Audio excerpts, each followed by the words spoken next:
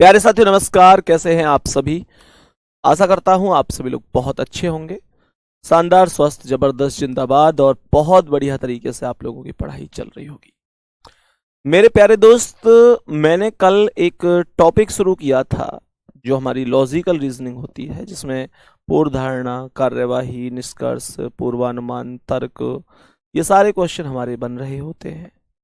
तो मेरे प्यारे दोस्त, कल मैंने आपको एक लगभग छोटी छोटी सी चीजें इससे रिलेटेड समझाई थी कि भाई कैसे हमारा क्वेश्चन आ सकता है, किस तरीके से क्वेश्चन एग्जाम में पूछे जा सकते हैं।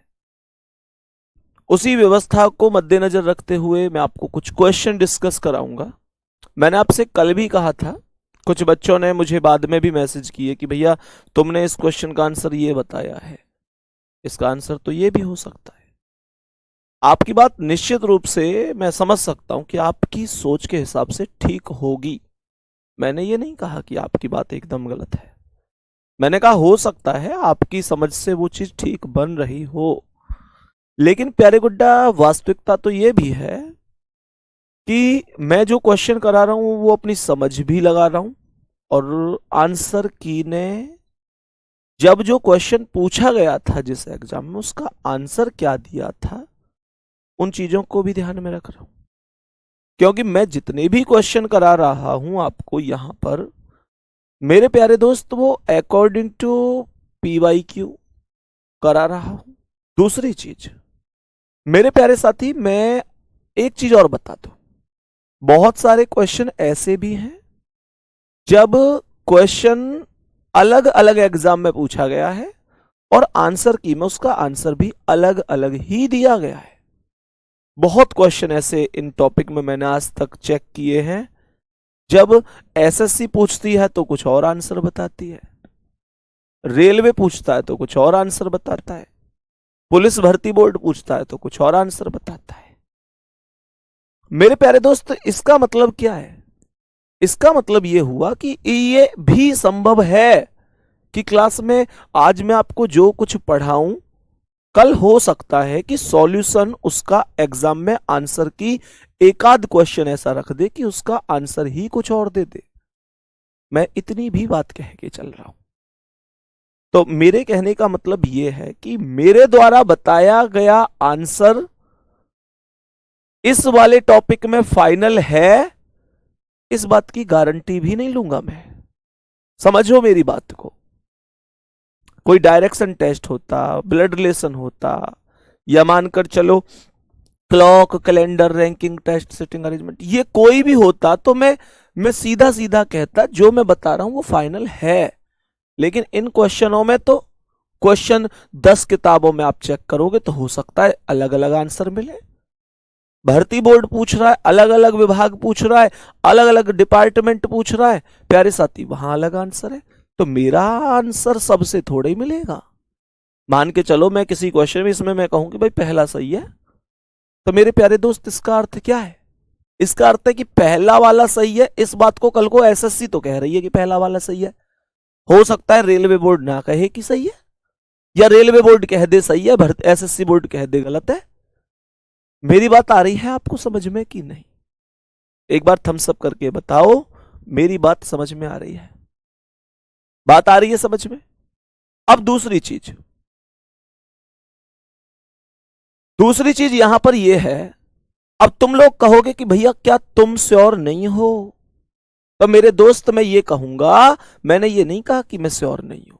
मैंने एक चीज बोली मेरे प्यारे दोस्त कि मानकर चलो इसका आंसर मैं तुम्हें क्लास में पहला बताऊं, कल को मान के चलो SSC ये कह दे कि पहला सही नहीं है और रेलवे कह दे पहला सही है। जब भाई, मैं एक बात बताओ, जब डिपार्टमेंट आपस में ही अलग अलग आंसर कर रहे हैं वो भर्ती बोर्ड वाले, तो मैं कौन होता हूं?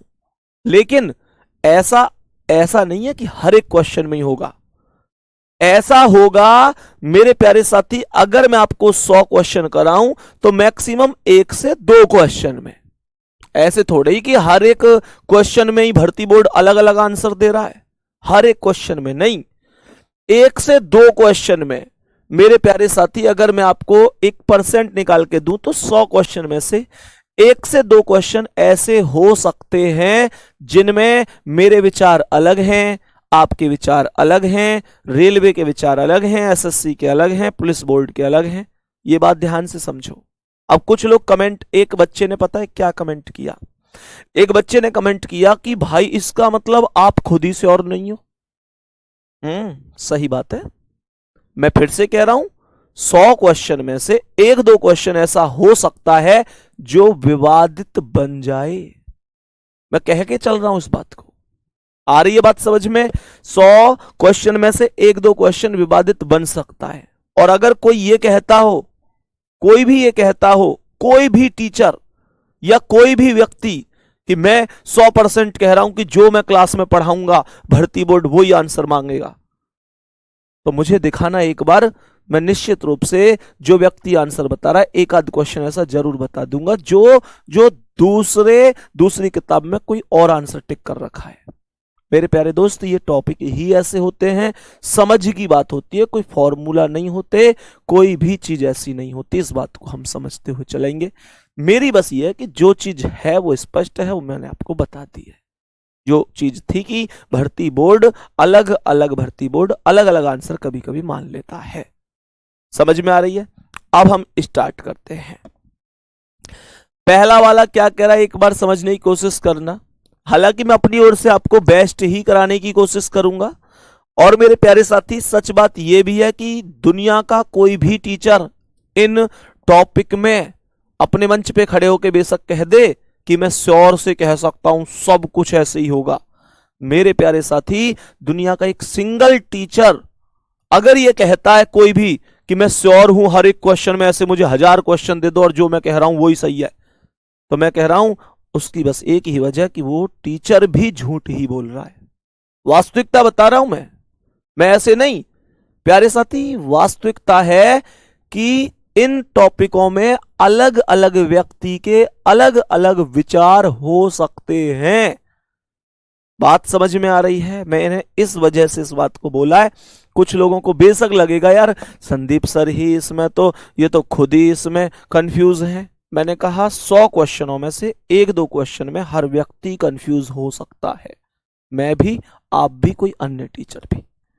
स्टार्ट करते हैं अब और समझते हैं कि क्या चीजें हैं। मेरी कोशिश होगी कि मैं आपको बेहतर से बेहतर कंटेंट प्रोवाइड करवा पाऊं इसमें भी, ठीक है? इसने बोला है, क्या भारत में वर्तमान शिक्षा व्यवस्था में टर्मिनल परीक्षाओं को बिल्कुल समाप्त कर देना चाहिए? मेरे प्यारे दोस्त, तर्क की बात कर रहा है। हमेशा एक चीज ध्यान रखना, तर्क में हम कभी भी किसी भी चीज से ऐसे ही हां नहीं बोल देंगे जिससे कि नुकसान ना हो जाए। ध्यान से समझो। इसने कहा नहीं, यह सभी छात्रों को एक पैमाने पर नापने का एक तरीका है। वास्तविकता है, एकदम सही है। तो हम परीक्षाओं को समाप्त थोड़े ही कर सकते हैं। हम परीक्षाओं को समाप्त नहीं कर सकते, क्योंकि प्यारे साथी हमें पता है कि परीक्षाओं के द्वारा ही हम व्यक्तियों का भाई सिलेक्शन हो रहा है किसी का, तो परीक्षाओं के द्वारा। कोई अगली क्लास में बच्चा जा रहा है तो परीक्षाओं के द्वारा। अब परीक्षाएं ही समाप्त कर दोगे तो किस आधार पर डिसाइड करोगे कि कौन बच्चा सिलेक्टेड है कौन नहीं है? कैसे करोगे? परीक्षा सबसे बेस्ट सॉल्यूशन है, तो हम इसे नहीं कर सकते। दूसरा कह रहा, हाँ यह अपनी उपादेयता पूरी तरह खो चुका है। यानी कहने का मतलब यह है कि ये कह रहा है कि इसका कोई अर्थ नहीं है, इसने अपना अर्थ पूरी तरह से खो दिया है। मेरे प्यारे दोस्त, ऐसा नहीं। परीक्षाओं का हमेशा से अर्थ है, हमेशा अर्थ रहेगा। और थोड़ा बहुत मैं मानता हूं कि भाई थोड़ी बहुत कमी आई किसी परीक्षा को कराने में तो उसमें सुधार करवाओ। ऐसे थोड़ा ही कि भाई परीक्षा को ही खत्म कर दो। तो जो दूसरा वाला है वो सही नहीं है, केवल तर्क एक ठोस होगा। मेरे प्यारे साथी, ऑप्शन नंबर ए, केवल तर्क फर्स्ट ठोस है, ये हमारा आंसर होगा। सही है? चलो नेक्स्ट क्वेश्चन पर आ जाओ। तो मैं फिर से कह रहा हूं, हर एक क्वेश्चन को हम अपनी समझ से बहुत अच्छी तरीके से डिस्कस करेंगे। लेकिन प्यारे साथी, फिर से एक बात हमें समझनी है कि बहुत मतलब एक एक शब्द को ध्यान से पढ़ने की जरूरत है, ठीक है? सवाल को पढ़ो। क्या भारत में पटाखों के उत्पादन पर पूर्णतः प्रतिबंध होना चाहिए? क्या पटाखों के उत्पादन पर पूर्णतः प्रतिबंध होना चाहिए। तो मैं एक चीज और बता देता हूं, बहुत बढ़िया। जब तर्क वाला क्वेश्चन हो ना, जब तर्क वाला क्वेश्चन हो तो ये जो नहीं और हां का कॉन्सेप्ट है इसे मत पढ़ा करो मेरे प्यारे गुड्डा। आप केवल यहां नहीं हो या हां उसे हटा दो, उसे पढ़ो ही मत। और मेरे प्यारे साथी, तर्क को बाद में इससे आगे पढ़ लो, और तुम्हारा दिल कहता है कि हां ये बात सही है, तो वो एग्जाम में निश्चित रूप से सही होगी। हां और ना के केस में फंसो ही मत। मैंने आपसे कहा इस नहीं का कोई अर्थ नहीं, इसे पढ़ो ही मत, देगा एग्जामिनर, तुम मत पढ़ो। तुम क्वेश्चन को यहां से नहीं यहां से पढ़ो, यह हजारों श्रमिकों को रोजगार रहित कर देगा। मुझे एक बात बताओ, जब पटाखों के उत्पादन पर प्रतिबंध लगेगा, जब पटाखों के उत्पादन पर प्रतिबंध लगेगा, तो क्या ये वास्तविकता नहीं है? प्रतिबंध का मतलब क्या कहना चाह रहा है एग्जामिनर? एग्जामिनर यही तो कहना चाह रहा है कि कंपनियां बंद हो जाएंगी। एग्जामिनर यही तो कहना चाह रहा है जहां पटाखे बनते हैं वो फैक्ट्रियां पर रोक लगेगी। यही तो बात है भाई, उत्पादन ही नहीं होगा तो फैक्ट्री कैसे चलेगी? और ये बात तो वास्तविकता है कि जब फैक्ट्री नहीं चलेगी तो हजारों श्रमिक बेरोजगार होंगे, उनके रोजगार रहित हो जाएंगे। प्यारे साथी, रोजगार रहित हो जाए मतलब वो बेरोजगार हो जाएंगे। तो निश्चित रूप से पहला वाला तो सही होगा। बात आ रही है समझ में? दूसरा कह रहा है पटाखा निर्माता बड़े पैमाने पर बाल श्रमिकों का इस्तेमाल करते हैं। मेरे प्यारे साथी, यहां पर पटाखा निर्माता, इसने कहा जो जो बड़ी बड़ी फैक्ट्रियों के मालिक हैं, जो पटाखा फैक्ट्री के मालिक हैं, जो जो प्यारे साथी पटाखों का निर्माण करवाते हैं, वो बाल श्रमिकों का प्रयोग करते हैं, छोटे छोटे बच्चों को काम पर रखते हैं। मेरे दोस्त, ऊपर यहां क्वेश्चन ने मुझसे कहीं भी ऐसे नहीं बोला कि कितनी उम्र के लोगों से काम कराया जाता है, क्या क्या व्यवस्था है, ऐसे तो कुछ नहीं बोला। तो मैं इस बारे में तो ना ही कहूं तो ठीक है, पहला वाला ही सही होगा। तो पहला वाला तर्क फर्स्ट ही ठोस होगा, पहला ऑप्शन करेक्ट आंसर हो जाएगा। फिर से धीरे धीरे सब चीज समझ में आएगी, परेशान नहीं होना है। नेक्स्ट क्वेश्चन मेरे प्यारे दोस्त समझेंगे इसे बढ़िया तरीके से। क्वेश्चन को एक बार समझेंगे कि ये क्वेश्चन क्या कह रहा है। क्या सभी सरकारी स्वामित्व वाले शिक्षा संस्थाओं को निजी संस्थानों को सौंप देना चाहिए? ध्यान से सुनना। इसने कहा है जितने भी सरकारी स्वामित्व वाले, यानी कि ऐसे शिक्षा संस्थान जिस पर गवर्नमेंट का हस्तक्षेप है, ऐसे शिक्षा संस्थान जिन पर गवर्नमेंट का भी हस्तक्षेप होता है। इसने कहा शिक्षा संस्थानों को निजी संस्थान, प्राइवेट सेक्टर बना दिए जाने चाहिए। ये कथन बोला है, बात आ रही है, ये कथन बोला गया है। इसने पहला बोला क्या? इन संस्थाओं के शिक्षा स्तर में सुधार होगा।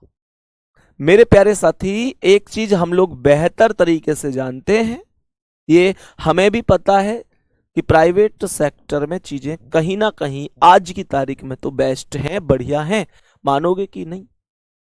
तो इसने पहला बोला इन, मैंने कहा कि हाँ और हाँ या नहीं, उनको तो पढ़ो ही मत। तर्क में, तर्क के क्वेश्चन को जल्दी से बेहतर तरीके से करने का सबसे अच्छा तरीका ही यही होता है। तो इसने कहा इन संस्थाओं के शिक्षा स्तर में सुधार होगा। हाँ भाई होगा भाई, जब चीज दूसरे व्यक्ति के पास जाएगी तो कहीं ना कहीं स्तर में सुधार तो होगा ही। और वैसे भी यहां पर अगर वो प्राइवेट सेक्टर की तरफ जा रही है तो निश्चित रूप से सुधार के लिए ही जा रही है। और यहां पर दूसरा बोल रहा है इन संस्थाओं के शिक्षा स्तर गिरेगा नहीं। मेरे प्यारे साथी, शिक्षा स्तर गिरने के लिए तो मैं नहीं जा सकता, गिरने के लिए थोड़ी दूसरे को दे रहा हूं। तो जवाब होगा केवल पहला ही ठोस है। आंसर होगा तर्क एक ठोस हो जाएगा, तर्क एक ठोस होगा। नेक्स्ट क्वेश्चन पर आ जाओ, पढ़ो इसे ध्यान से। सभी प्यारे साथी एक बार पढ़ो ध्यान से क्या कह रहा है। पढ़ो भाई ध्यान से और बताओ क्वेश्चन का आंसर क्या हो सकता है। एक बार सभी प्यारे साथी प्रश्न को पढ़ने की कोशिश करिए। क्या कह रहा है ये क्वेश्चन? क्या भारत में नए विश्वविद्यालय स्थापित किए जाने चाहिए? ये कह रहा है कि क्या भारत में नए विश्वविद्यालय स्थापित किए जाने चाहिए? हमने अभी तक साक्षरता का लक्ष्य हासिल नहीं किया है। मेरे प्यारे दोस्त मुझे एक बात बताओ, मुझे यहां पर एक बात बताओ। इसने कहा है कि हमने अभी तक साक्षरता का लक्ष्य हासिल नहीं किया है। साक्षरता का लक्ष्य कितना है साहब, ये भी बता दो। प्यारे साथी, इसने कहीं पर हमें साक्षरता का लक्ष्य नहीं दिया। और दूसरी चीज ये है कि लक्ष्य कितना है और कितना हमने अब तक पूर्ण कर लिया, उस बारे में भी कुछ नहीं कहा। लक्ष्य कितना है और कितना हमने अब तक पूर्ण किया, उस बारे में भी कुछ नहीं बताया। तो मैं कैसे कह दूं जी ये सही है? और आगे कह रहा है हमें बेरोजगार परंतु उच्च शिक्षित लोगों की समस्या का सामना करना पड़ेगा। हमें बेरोजगार परंतु उच्च शिक्षित लोगों की समस्या का सामना करना पड़ेगा। मेरे दोस्त, नए विश्वविद्यालय स्थापित करने के बाद तो एक बात बताओ, रोजगार के अवसर बढ़ेंगे, बेरोजगारी कहां से आ गई? दूसरा वाला ये कहना चाहता है कि भाई मत करो, नहीं बोला इसने खुद, हालांकि उसे पढ़ने का कोई ज्यादा अर्थ नहीं था। लेकिन मुझे एक बात बताओ, इसने कहा है कि अगर हम नए विश्वविद्यालय स्थापित करें, दूसरे वाले का अर्थ देसी भाषा में बताऊं क्या है? दूसरे वाले का अर्थ है कि नहीं, विश्वविद्यालय स्थापित मत करो। अगर विश्वविद्यालय स्थापित कर दिए तो लोग पढ़ेंगे, रोजगार फिर भी नहीं मिलेगा, फिर पढ़े लिखे बेरोजगार हो जाएंगे। मतलब मुझे ये बताओ, क्या हम इस वजह से कि कंपटीशन बहुत है, पता नहीं नौकरी मिलेगी नहीं मिलेगी, हम बेरोजगार रह जाएं, इस वजह से हम पहले ही पढ़ना छोड़ दें? मुझे इस बात का जवाब दो। आप अगर कोई एग्जाम भरते हो, कहीं पर किसी वैकेंसी के लिए जब आप अप्लाई करते हो, तो क्या आप पढ़ना छोड़ देते हो पहले ही, इस वजह से कि यार फार्म बहुत भरे जाएंगे, मैं पढ़ूं भी और फिर भी बेरोजगार रह जाऊंगा? क्या पढ़ना छोड़ दोगे? नहीं ना। तो इस वजह से कोई भी सही नहीं है। जवाब होगा ना तो फर्स्ट और ना सेकंड। समझ में आ रही है बच्चे? बात समझ में आ रही है? देखो, कह तो रहा है हमें बेरोजगार परंतु उच्च शिक्षित लोगों की समस्या का, यानी उच्च शिक्षित भी हो जाएंगे लोग और फिर भी बेरोजगार रहेंगे, उसका सामना करना पड़ेगा। यार ऐसे ये कौन सी बात हुई? इसका मतलब ये थोड़ी है कि आदमी डिग्री लेना बंद कर देगा, पढ़ना बंद कर देगा, कॉलेज जाना बंद कर देगा, उच्च शिक्षा नहीं लेगा। इसका अर्थ ये थोड़ा ही है। चलो नेक्स्ट क्वेश्चन पर बढ़ जाते हैं। मेरे प्यारे साथी, एक बार समझने की कोशिश करना कि ये क्वेश्चन क्या कह रहा है। ये क्वेश्चन क्या कह रहा है, एक बार समझो इसे। सवाल ने कहा है कि भारत में जीवन काल की दीर्घता को ध्यान में रखते हुए क्या सरकारी सेवा में सेवानिवृत्ति की आयु सीमा को बढ़ाया जाना चाहिए? ध्यान से समझना, इसने यहां पर क्या बोला है? इसने बोला है कि भारत में जीवन काल की दीर्घता को ध्यान में रखते हुए क्या सरकारी सेवा में सेवानिवृत्ति की आयु सीमा को बढ़ाया जाना चाहिए। अभी रिटायर कितने वर्ष पे होते हैं? 60 साल पे। क्वेश्चन यहां पर यह कह रहा है जो आयु सीमा है, जो जीवन काल की दीर्घता, जीवन काल, अब दीर्घता मतलब दीर्घ माने लंबा, बड़ा, यानी कि अब जीवन काल को बढ़ा हुआ दिखाया जा रहा है। और सवाल यहां पर यह कह रहा है कि क्या इसके आधार पर सेवानिवृत्ति की आयु सीमा को बढ़ाना। सेवानिवृत्ति का मतलब होता है रिटायरमेंट। अभी 60 साल पे रिटायर होते हैं, तो यह कह रहा है क्या इसे बढ़ा दिया जाना चाहिए? पहला क्या कह रहा है? दूसरे देशों ने पहले ही ऐसा निर्णय ले लिया है। मेरे प्यारे साथी, दूसरे देशों ने निर्णय लिया है नहीं लिया है, ये तो कहीं भी पता ही नहीं है।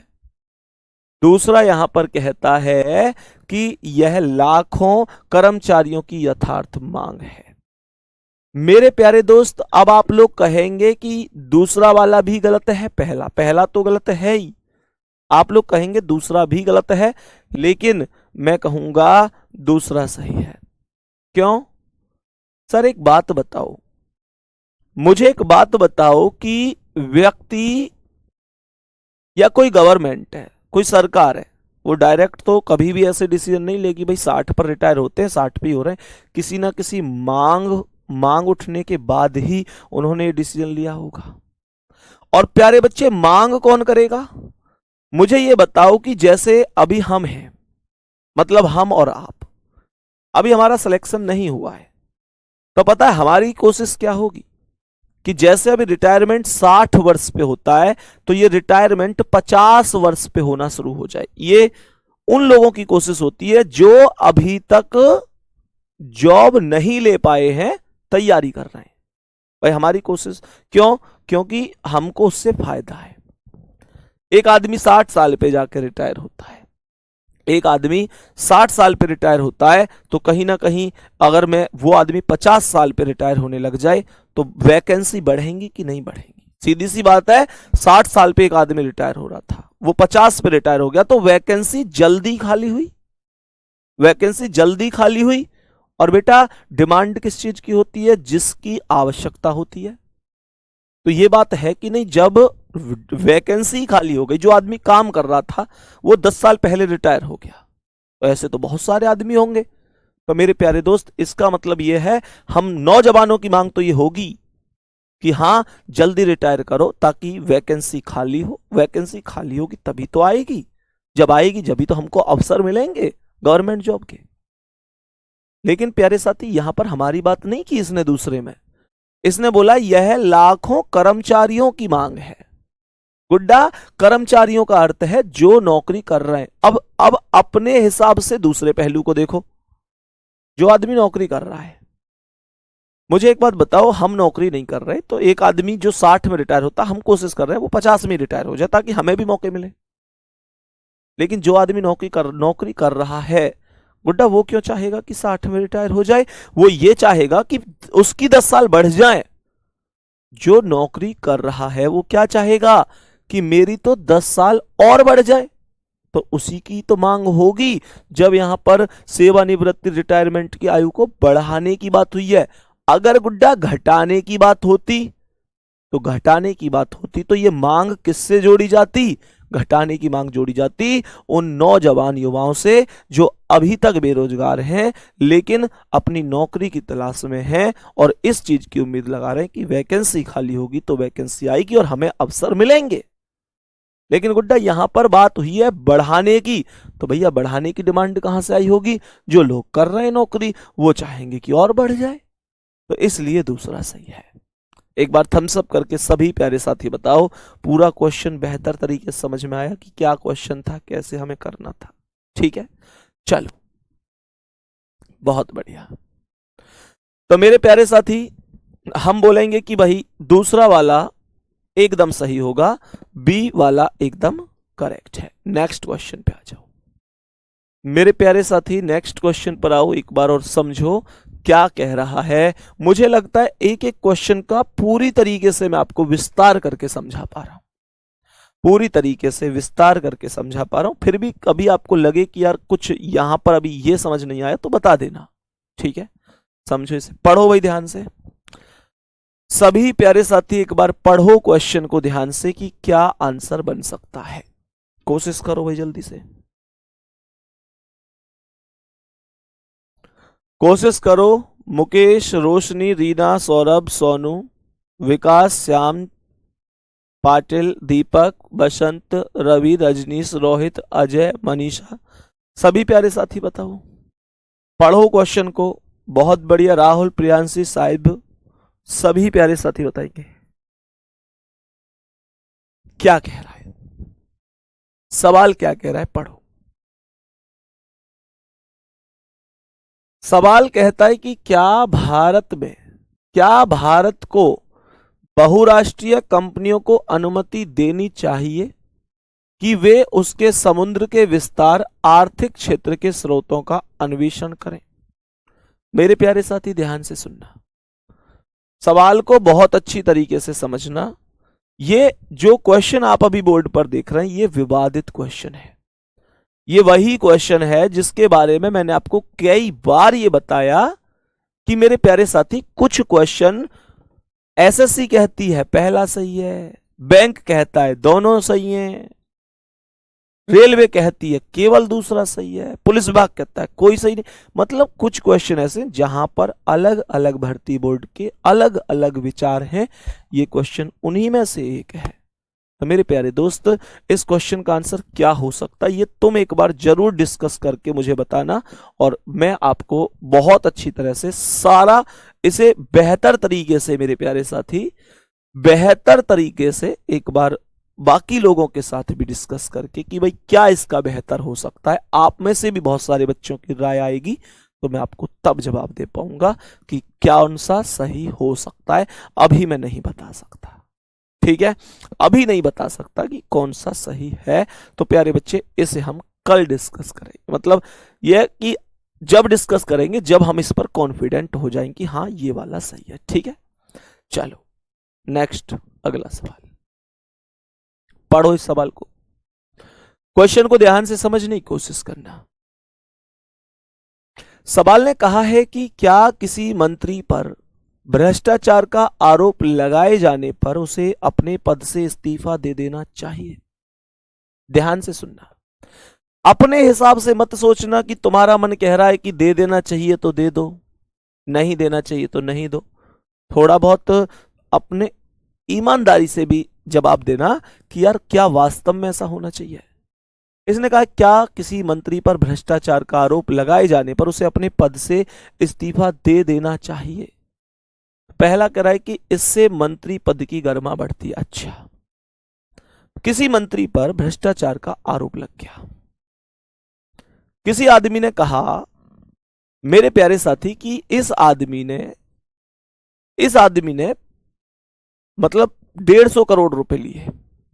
किसी कोई व्यक्ति है, मैंने कहा सबसे, इस व्यक्ति ने 150 करोड़ रुपए लिए, इस मंत्री ने 150 करोड़ रुपए लिए। तो प्यारे साथी, मैंने तो उस पर आरोप लगा दिया, लेकिन क्या मेरे आरोप लगाते ही वो मंत्री जी अपने पद से तुरंत इस्तीफा दे दें केवल इस वजह से कि हां मैं दूंगा तो मेरी पद की गरिमा बढ़ जाएगी? भैया, कम से कम उनके आरोप को सिद्ध तो होने दो, उनके आरोप को सिद्ध तो होने दो, तब इस्तीफा दिया जाएगा। तो पहला सही नहीं है। दूसरा कह रहा है जब तक न्यायालय में आरोप सिद्ध नहीं होता इस्तीफा नहीं देना चाहिए, और वास्तविकता भी यही है। तो बी ऑप्शन करेक्ट होगा, सेकंड ठोस जवाब हो जाएगा। सही है, सेकंड ठोस जवाब हो जाएगा। नेक्स्ट पढ़ो ध्यान से, प्रश्न को बहुत अच्छी तरीके से पढ़ो और बताओ क्या आंसर हो सकता है। बताओ भाई जल्दी, क्वेश्चन को पढ़ो और बताओ क्या आंसर हो सकता है। क्या भारतीय सेना की स्त्रियों को, इसने जो भारतीय सेना है ना, इसमें आएगा भारतीय सेना में, ये की जगह मैं लिख लेना, ठीक है। भारतीय सेना में स्त्रियों को मोर्चे पर तैनात किया जाना चाहिए। क्या भारतीय सेना में स्त्रियों को मोर्चे पर तैनात किया जाना चाहिए? मेरे प्यारे साथी, पहला बोला कि स्त्री कैडेट, यानी जो स्त्री, जो मतलब महिला वर्ग है हमारा, महिला सिपाही हैं, सैनिक हैं, वहां की आक्रामक परिस्थितियों को झेल नहीं पाएंगी। यहां पर देखो, हमने जब तुलना की तो बहनों को कमजोर बना दिया। एक तरफ हम लोग बात करते हैं कि हमारी बहनें किसी से कम नहीं है, और ये वास्तविकता है।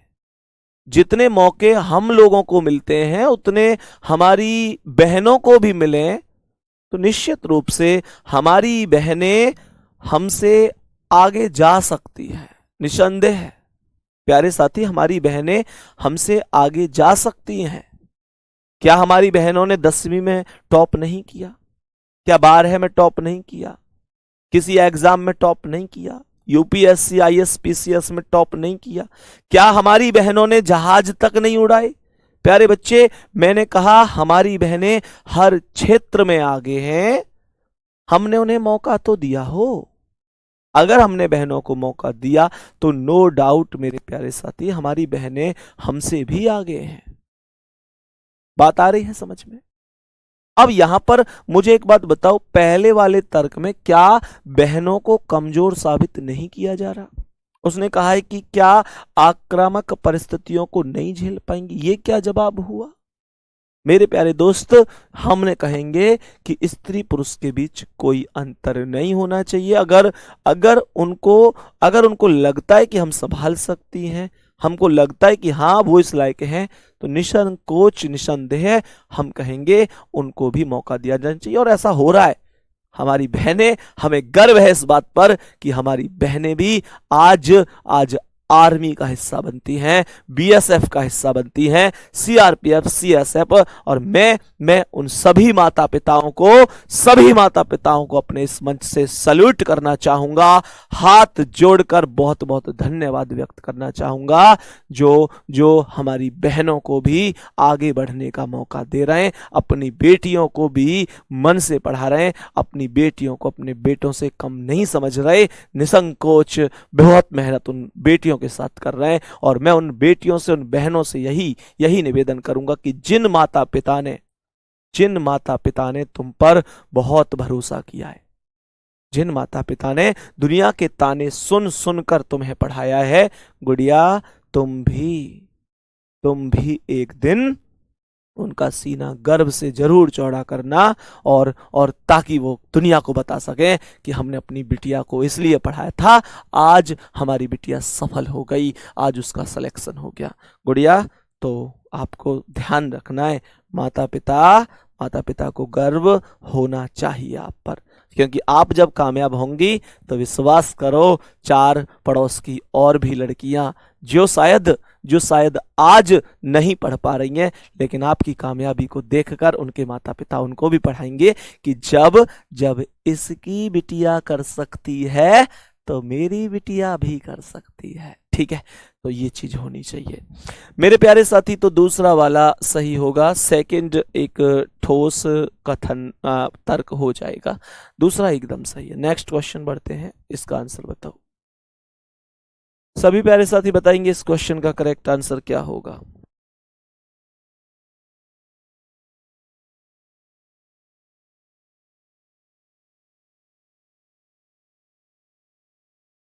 चल अगले पेज लगा दे।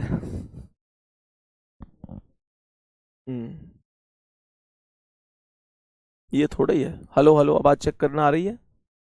Hello hello.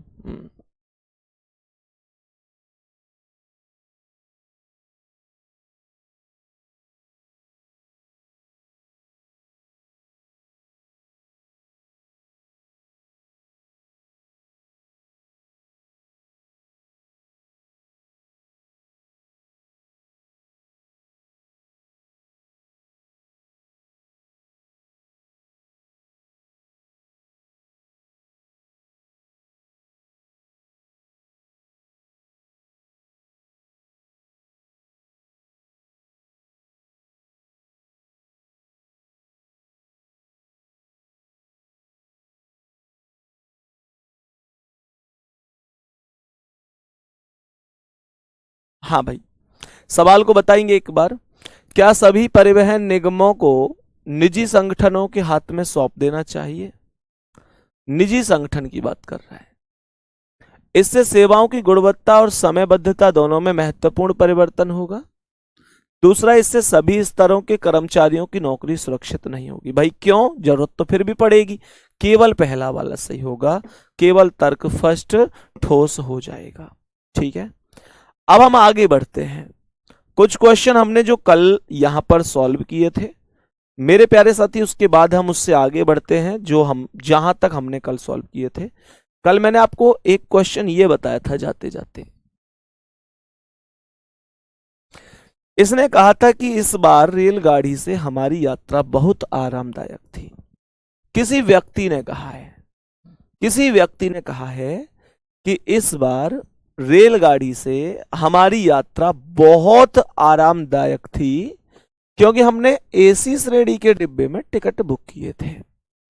इस कथन से निम्नलिखित में से कौन सा पूर्वानुमान निहित है? तो इसमें पहला था यात्रा की सभी श्रेणियां यात्रियों को समान आराम प्रदान करती हैं। बेटा अगर सभी की सभी श्रेणियां समान आराम प्रदान करती तो ये बताओ सभी श्रेणियों की टिकट के रुपए अलग अलग क्यों होते? फिर तो सब बराबर होते, कोई किसी में भी रजिस्ट्रेशन करा ले। पहला ठीक नहीं है। रेलगाड़ी से यात्रा सड़क की यात्रा से बेहतर है। मेरे प्यारे साथी, रेलगाड़ी से यात्रा सड़क की यात्रा से बेहतर है या नहीं है वो तो व्यक्ति पर डिपेंड करता है। कुछ लोग बस से जाना चाहते हैं, कुछ लोग ट्रेन से जाना चाहते हैं, तो कुछ जहाज से जाना चाहते हैं। तीसरा कह रहा है एसी श्रेणी के डिब्बे शयनयान श्रेणी के डिब्बों की तुलना में यात्रियों को अतिरिक्त आराम प्रदान करते हैं। हाँ ये सही है, क्योंकि उसने कारण भी यही बताया था कि हमने एसी की टिकट बुक कराई थी इस वजह से, क्योंकि उसने बोला एसी श्रेणी के डिब्बे। नेक्स्ट क्वेश्चन पर आ जाओ मेरे प्यारे दोस्त। इस क्वेश्चन का आंसर समझेंगे ध्यान से, क्या कह रहा है पढ़ो एक बार बढ़िया तरीके से, क्या आंसर हो सकता है। सभी प्यारे साथी एक बार क्वेश्चन को पढ़ो भाई बढ़िया तरीके से कि क्या आंसर हो सकता है। सवाल क्या कह रहा है? एक व्यक्ति को अपनी शिक्षा पूरी करने और नौकरी में सेट होने के बाद 25 वर्ष की उम्र में शादी करनी चाहिए।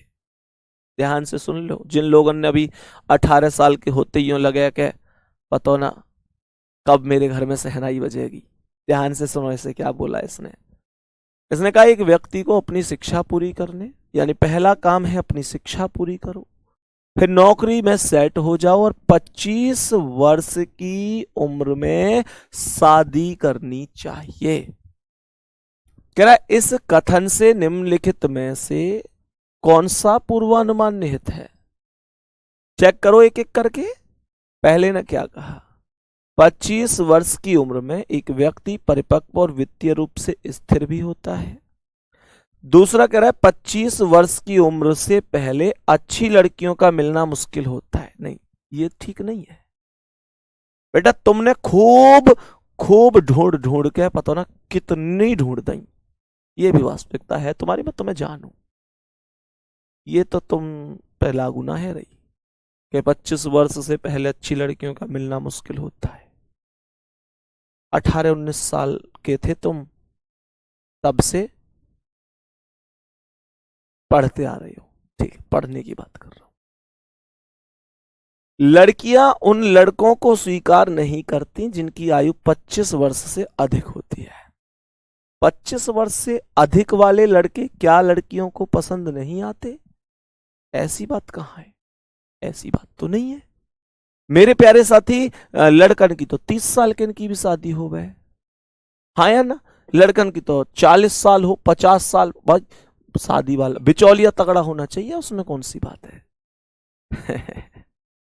चलो आगे कह रहा है लड़कियां अशिक्षित और बेरोजगार लड़कों से शादी नहीं करती। ना मेरे भाई, बात वो नहीं है। ऐसे तो अनपढ़ों की भी शादी होती है, जो कभी स्कूल नहीं गए उनकी भी होती है। इन चारों में से सबसे ठोस कौन सा है? इन चारों में सबसे ठोस है कि पहला वाला 25 वर्ष की उम्र में एक व्यक्ति परिपक्व और वित्तीय रूप से स्थिर भी होता है, तो ये सही है। वित्तीय रूप से का मतलब है कि जब नौकरी लग जाती है तो आदमी के पास थोड़ा बहुत धन भी आ जाता है, तो वो पैसे की ओर से थोड़ा सा स्थिर हो ही जाता है ना भाई, उसके पास थोड़ा बहुत तो पैसा फिर आ ही जाता है ना, इस वजह से। ठीक है, चलो बहुत बढ़िया। नेक्स्ट पढ़ो इसे ध्यान से, क्वेश्चन को बहुत अच्छी तरीके से पढ़ो। क्वेश्चन क्या कहना चाहता है, हर एक चीज को हम जितना अच्छी तरह से डिस्कस करते हुए चलेंगे जिस क्वेश्चन को, उतना बेहतर वो हमारी समझ में आएगा मेरे प्यारे साथी, उतना बेहतर ही वो हमारी समझ में आएगा। ठीक है, बताओ जल्दी से इसका आंसर। सभी प्यारे साथी पढ़ो क्या कह रहा है, क्वेश्चन को ध्यान से समझेंगे। क्वेश्चन ने यहां पर क्या बोला है? किसी शिक्षित व्यक्ति के जीवन मूल्य अशिक्षित व्यक्ति से भिन्न होंगे। ध्यान से समझना। राहुल लिख रहे हैं कि अच्छा ठीक है, सवाल लिख कह रहे हैं कि यहां पर बहुत बढ़िया। गणेश भाई, नरेंद्र, हरिशंकर, बहुत शानदार भाई, बहुत शानदार, बहुत बेहतरीन, गजब। जिनके आंसर आ रहे हैं बताते चलो। बहुत बढ़िया नरेंद्र जी, शाबाश। मोहन भाई, बहुत शानदार, बहुत बेहतरीन। चलो क्वेश्चन को एक बार पढ़ लेते हैं ध्यान से कि क्वेश्चन क्या कह रहा है, शानदार तरीके से। ठीक है, हाँ विक्की ठीक है भाई, बहुत बढ़िया। सवाल ने कहा है कि किसी शिक्षित व्यक्ति के जीवन मूल्य अशिक्षित व्यक्ति से भिन्न होंगे। सवाल ने कहा है जो शिक्षित व्यक्ति का जीवन मूल्य है वो अशिक्षित व्यक्ति से भिन्न होगा। यानी कि जो शिक्षित व्यक्ति है, जो शिक्षित व्यक्ति है उसका जीवन का मूल्य मेरे प्यारे साथी अशिक्षित व्यक्ति से भिन्न है। पहला यहां पर कह रहा है शिक्षा का किसी व्यक्ति के जीवन मूल्यों पर प्रभाव पड़ता है। शिक्षा का प्यारे साथी व्यक्ति के जीवन मूल्यों पर प्रभाव पड़ता है, तो ये तो एकदम सही है, सही है, क्योंकि ये बात ऊपर कथन में खुद बोली गई है और ये वास्तविक भी है। मेरे प्यारे दोस्त, उसने बोला है किसी शिक्षित व्यक्ति के जीवन मूल्य अशिक्षित व्यक्ति से भिन्न है। तो भैया शिक्षित व्यक्ति का तो जीवन मूल्य ज्यादा होता ही है, क्योंकि वो परिवार के लिए कहीं ना कहीं रोजगार प्राप्त करके अपने परिवार का लालन पोषण बढ़िया कर रहा होता है उसका। तो दूसरा कह रहा है कि एक अशिक्षित व्यक्ति के जीवन का कोई मूल्य नहीं होता, एक अशिक्षित व्यक्ति के कोई जीवन मूल्य नहीं होते। मैं ऐसा कैसे कह दोगे भाई, मूल्य तो सबका है, किसी का कम किसी का ज्यादा। तुम ऐसा कैसे कह सकते हो कि जो व्यक्ति अशिक्षित हैं, जो शिक्षा प्राप्त नहीं कर पाए, उनके जीवन का कोई मूल्य नहीं है, ऐसा कैसे कह दोगे? उनके बच्चों से पूछो कि उनके जीवन का क्या मूल्य है। उनके माता पिता की मौजूदगी ही उस बच्चे के लिए बहुत बड़ी बात है। उस माँ से पूछो जिसका बेटा हो सकता है कि पढ़ ना पाया हो, लेकिन उसके जीवन का क्या मूल्य, पूछो उस माँ से। मेरे प्यारे दोस्त, वास्तविकता ये है, एक बात है कि प्यारे साथी ये समझो कि जो पिता होता है वो पढ़ा हुआ हो बिना पढ़ा हो, लेकिन वो पिता ही होता है। तो हम ये नहीं कह सकते कि उसके जीवन का कोई मूल्य नहीं है। मैंने कहा वो अनमोल होते हैं। हाँ ये ठीक है कि क्वेश्चन के हिसाब से हमने ये बात मान ली कि शिक्षित व्यक्ति का जीवन मूल्य ज्यादा है, लेकिन अशिक्षित व्यक्ति के जीवन मूल्य कोई नहीं समझ रहे आप। भैया जीवन मूल्य सबका है, किसी का कम किसी का ज्यादा, खत्म किसी का नहीं है, जीवन मूल्य सबका है। तो जवाब होगा पहली ही सही है, दूसरा वाला सही नहीं हो सकता। मैं नहीं कह सकता कि किसी का जीवन मूल्य नहीं होता। ठीक है, चलें भाई नेक्स्ट क्वेश्चन पे चलें। आज की क्लास के अगले प्रश्न की ओर हम बढ़ते हैं और समझते हैं कि नेक्स्ट क्वेश्चन का आंसर क्या होगा। भारत में अनेक टीवी चैनल हैं। यहां पर पहला वाला क्या कहा गया है, कथन को ध्यान से समझेंगे। भारत में अनेक टीवी चैनल हैं। दूसरा कथन, दो कथन इसमें, दूसरा क्या कह रहा है, भारत में एक्स चैनल सबसे अधिक दर्शक पसंद करते हैं। यानी ये एक्स चैनल का मतलब किसी चैनल का नाम है।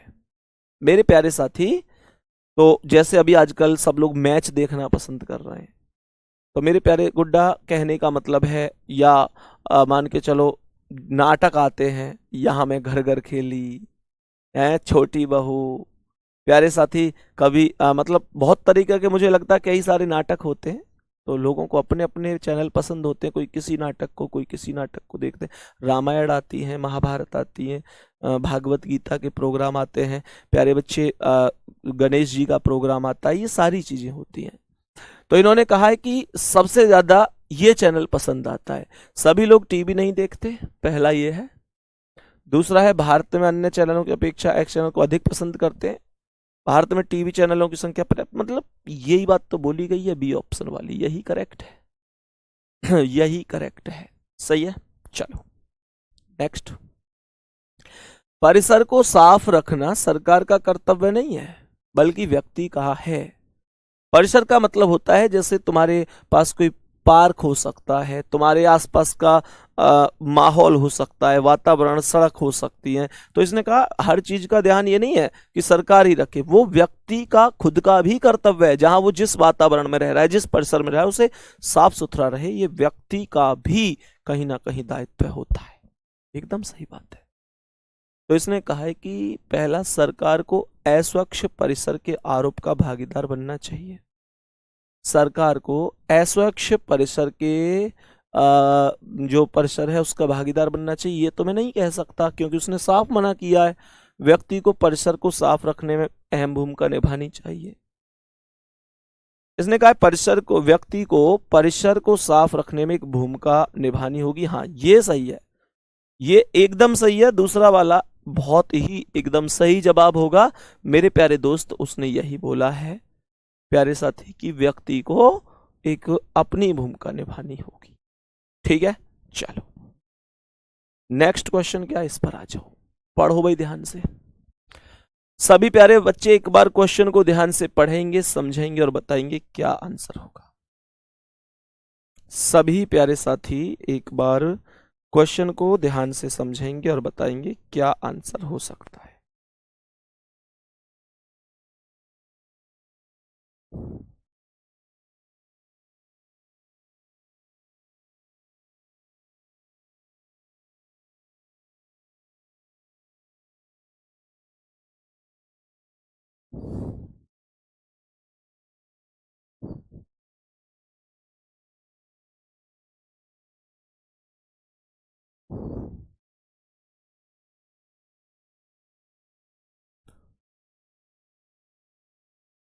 पढ़ो भाई सवाल को जल्दी से, आंसर बताओ इसका।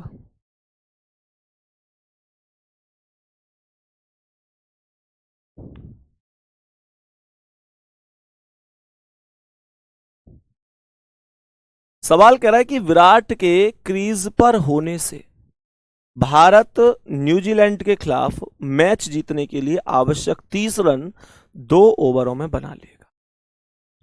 इसने बोला है कि अगर विराट कोहली खेल रहा है तो न्यूजीलैंड से मैच है, 2 ओवर में 30 रन चाहिए। इसने कहा है कि हां, भारत यह स्कोर बना लेगा। इस कथन से निम्नलिखित में कौन सा पूर्वानुमान निहित है? तो पहला कह रहा है विराट भारत के लिए भाग्यशाली शुभंकर है। भाई मुझे ये बताओ कि क्या 2 ओवर में जो 30 रन बनेंगे, क्या वो इस वजह से बनेंगे कि वो भाग्यशाली व्यक्ति है? मेरे प्यारे साथी, इस वजह से थोड़े ही बनेंगे, इस वजह से थोड़े ही बनेंगे।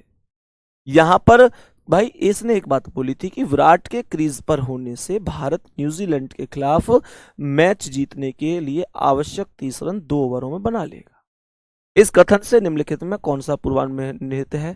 तो ये कह रहा है कि विराट भारत के लिए एक भाग्यशाली शुभंकर है, ये तो नहीं हो सकता। दूसरा क्या कह रहा है, विराट एक मजबूत बल्लेबाज है और उसने दबाव में अच्छा प्रदर्शन किया है। तीसरा कह रहा है एम्पायर विराट के साथ उदार होंगे। आगे पढ़ो ही मत, क्योंकि यार एक बात बताओ, एम्पायर मतलब उसे आउट नहीं देगा, क्या उदार हो जाएगा? तो गेंदबाज विराट को कमजोर गेंदबाजी करेंगे क्योंकि वह कप्तान है। गेंदबाज क्यों, ले बेटा ले मार, ले चौका मार, छक्का मार, ऐसा बोलेंगे? बॉलर क्यों करेगा भाई ऐसे? जवाब होगा कि वो एक बढ़िया बल्लेबाज है, तो बी वाला एकदम करेक्ट हो जाएगा। ठीक है, तो प्यारे साथी आज की क्लास थी हमारी, हमने उम्मीद की कि आपको एक एक क्वेश्चन को प्रॉपर मैं बढ़िया तरीके से समझा पाऊं। मैंने जितने क्वेश्चन समझाए हैं पूरी कोशिश की है कि बेहतर तरीके से आपको समझाऊं। अगली क्लास में मिलेंगे भी इन्हीं टॉपिक के साथ। अपना ध्यान रखिए बढ़िया तरीके से। ठीक है, ऑल द बेस्ट, नमस्कार, जय हिंद, जय